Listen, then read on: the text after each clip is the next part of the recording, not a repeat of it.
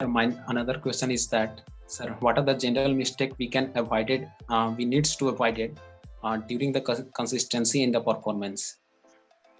दो चार पॉइंट्स बस दिमाग में रखो। पहली चीज मैं मैथ्स के लिए बात बताता हूँ जो हम लोग हमेशा अवॉइड करते हैं कि हम लोग ये सोचते हैं कि पूरी मैथ्स ट्रिक पर चलती है। मुझे आज तक समझ नहीं आया कि ये कौन इस बात को लेकर आया है कॉम्पिटिशन में कि ट्रिक लो और नौकरी निकालो। आज से 5 साल पहले ऐसा हुआ करता था, जब मैं भी पढ़ाया करता था 5 साल पहले, तो ऐसा काम करता था कि आपने ट्रिक लगाई आंसर आ गया, ट्रिक लगाई आंसर आ गया। लेकिन now days competition has changed lot. अब कंपटीशन काफी बदल चुका है। आज के कंपटीशन को अगर आप देखते हैं तो आज का कंपटीशन काफी हद तक बेसिक कॉन्सेप्ट्स को वरीयता दे रहा है। तो कुछ कॉमन Yes, sir. या बच्चों की होती है, पहली कि ट्रिक्स के पीछे भागना। ट्रिक्स लाइक कि मैं इसकी ट्रिक्स पता कर लूं, मैं इसकी ट्रिक्स पता कर लूं, मैं उसकी। तो आप ट्रिक्स से बचिए, अपना बेसिक चीजों को स्ट्रॉन्ग करने की कोशिश कीजिए और आप देखेंगे कि उन बेसिक कॉन्सेप्ट के दम पे आप खुद ट्रिक बनाने लगे। कई बार आपने भी Yes, नोटिस sir. किया होगा कि आप कुछ सवाल को करते होंगे, आपका खुद ट्रिक बन जाता होगा, Yes, sir. है ना?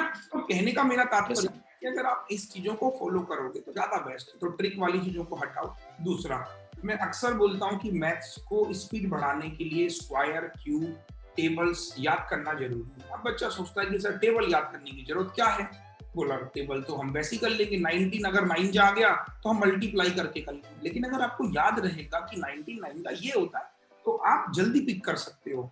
तो पहला सर आपको Yes, sir. करना चाहिए कि टेबल्स अपनी याद कीजिए, स्क्वायर याद कीजिए, क्यूब याद कीजिए। एटलीस्ट 50 तक क्यूब, 50 तक तो कम से कम स्क्वायर याद हो, ताकि सिंप्लीफिकेशंस और जगह कैलकुलेशन अगर फंसती है तो जो काम कोई 10 सेकंड में कर रहा है हम 5 में कर रहे हैं, तो ultimately we are saving 5 second. और अगर हमने 10 सवालों में 5 सेकंड सॉल्व किया, इट्स बिकम 50 सेकंड, जहां पर एक सवाल सॉल्व हो सकता है और वो एक सवाल से हमारा सिलेक्शन भी हो सकता है।